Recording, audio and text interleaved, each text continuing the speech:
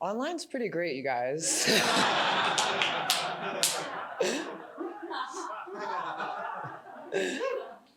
All right, so I'm going to show you guys all a trick where you'll be able to see everything in the world perfectly and clearly as if you're in heaven.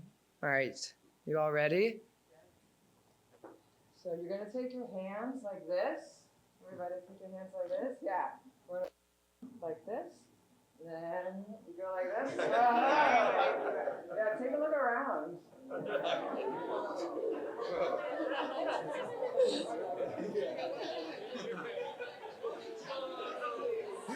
Yeah. Yeah, obviously that didn't work. Hello, everybody. My name is Jacque White, and I am an expert seer. I trained for about 8 years professionally in painting, and I even went to a fancy school, one of the top schools in all of America, right here in New York City. For about as long as I can remember, I've always been fascinated about other people's perspectives, how they see things, how they view things, even how people come up with things in their own mind. I was so fascinated by this, I even went to art school so I could, I too could learn how to do that. Unfortunately, I wasn't any good at it, or so I thought. When I went to art school, I got really consumed with other people's opinions of my work and what I created because I was convinced I didn't know how to see anything, so people probably knew better than I did, and I was just as quick to put my own opinions up on other people's works thinking they didn't know how to see what they were making either. As you can guess, that quickly made me very unpopular and very depressed. My sense of self tanked so much that I quit making artwork completely for quite a few years. And so I looked around, and all of my friends at the time had corporate jobs. And they were traveling, they had lots of money, financial security. They looked like they had figured things out. They knew how to see things. So I thought to myself, I'll get a corporate job. That will fix my problems. Obviously, that didn't work. Shocker. And so the only thing I was seeing was, of course, a computer screen all day and, once again, other people's opinions. What the heck? Why can't I see anything? So I turned to Ram Dass and psychedelics. Ooh, yes, then I'll start to see things then. Yes, it's true. My weekends turned into all-night raving, and yes, I did see many, many things.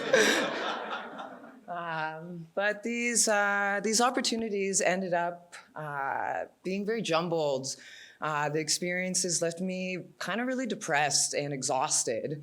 My life, this job I once dreamed of, thinking it would save me, I ended up resenting my coworkers, and I felt like I was working against my own morals. The only time I felt I could see beauty was at my weekends at raves. At this point, I was like, what the heck? I can't see anything. I've been working so hard. This is where I changed my script. Mike asked me a really great question earlier today. I was drawing beside Mike while you guys were talking, and he asked me, do I normally do portraits or landscapes? And I laughed, and I thought to myself, well, actually, I met, as some of you know, I met Bevan.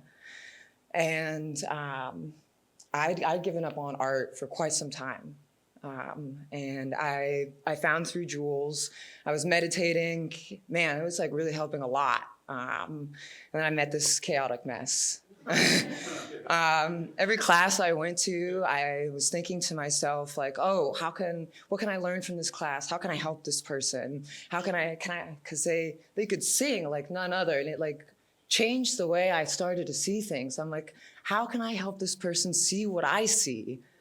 And so we had a chaotic relationship for a year. I'm going to 3 Jewels constantly and meditating constantly, trying to find that thing I was ignoring. And corporate, once again, wasn't helping. So one month, Bevan calls me, and he's in Florence, and he's like, come join me. I've got an apartment we can stay at. And so I looked at my corporate job, and I was like, fuck this shit. And I left my corporate job, and I went to Florence, and I painted, and he played music, and every day, every single day, we made something. It was, for the first time in my life, my brain turned off.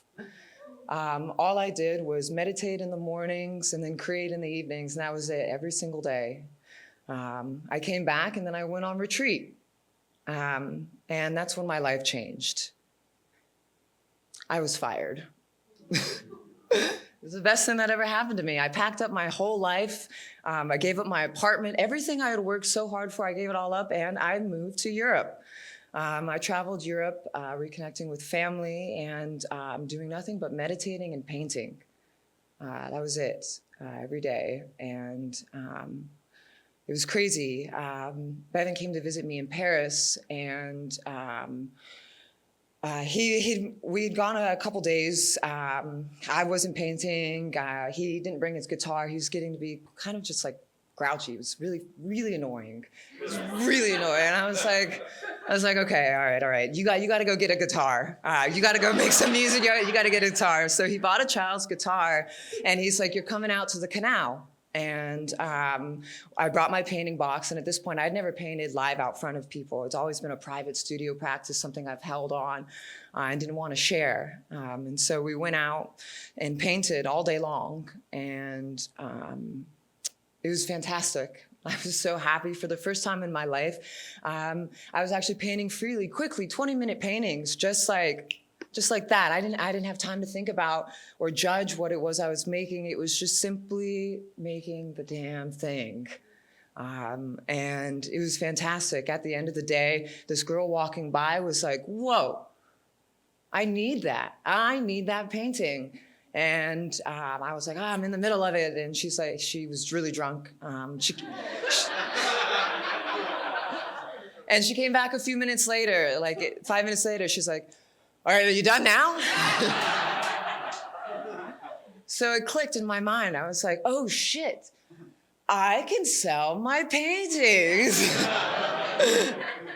And so that's what I did.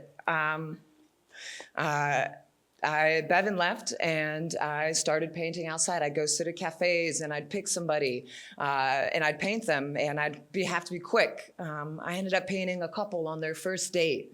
It's really cute, and people loved it. And I didn't have enough time to judge myself, so I just started letting go and painting. And at the time, I was drinking a lot to sort of like calm my nerves, and that's when MTT started. So I stopped drinking. I was like, that's it. I'm only going to meditate. I'm only going to paint. And that's when I went to Romania to spend time with my mom. And I'm sure quite a few of you heard this by now. My mom, bless her heart, she sucks.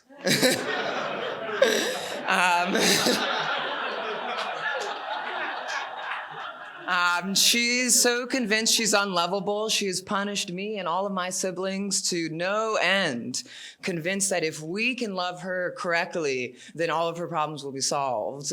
Never mind if we loved ourselves, that was selfish. So I made a practice. In the mornings, I would meditate. Fortunately, we were in Europe, so MDT was until 4 p.m. So in the mornings, I would meditate. Then I would go and paint. And then in the afternoons, then I would go spend time with my mom. Painting became less about, even then, about even making other people happy. That was it. That was my refuge. Meditate, paint.